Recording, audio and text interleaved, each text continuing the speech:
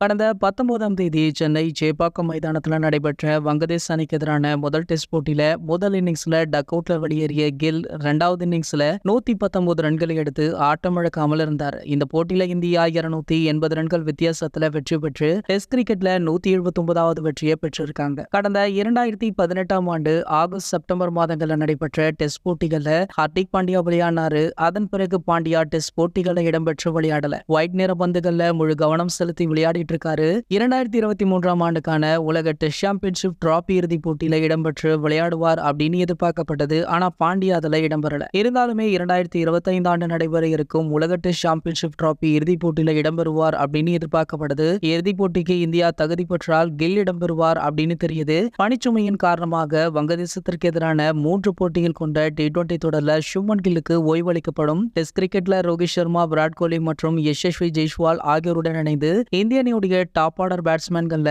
ஒரு அங்கமாக இருக்கார். IPL 2025 தொடருக்கான குஜராத் டைட்டன்ஸ் அணியுடைய கேப்டனாக சுப்மன் கில் தொடர்வார் அப்படின்னு எதிர்பார்க்கப்படுது. ஏற்கனவே IPL 2024 தொடர்ல கில் தலைமையிலான குஜராத் டைட்டன்ஸ் அணியானது விளையாடி 14 போட்டிகள்ல 5 வெற்றியும் 7 தோல்வியும் அடைந்து புள்ளிப்பட்டியல்ல 8வது இடம் பிடிச்சிருந்தது. கடந்த சீசன்ல மோசமான ஆட்டத்தை வெளிப்படுத்திய நிலையில 2025ஆம் ஆண்டுக்கான IPL தொடர்ல குஜராத் டைட்டன்ஸ் அணியுடைய கேப்டன் மாற்றப்படுவதற்கான வாய்ப்புகள் இருப்பதாகவுமே சொல்லப்படுது.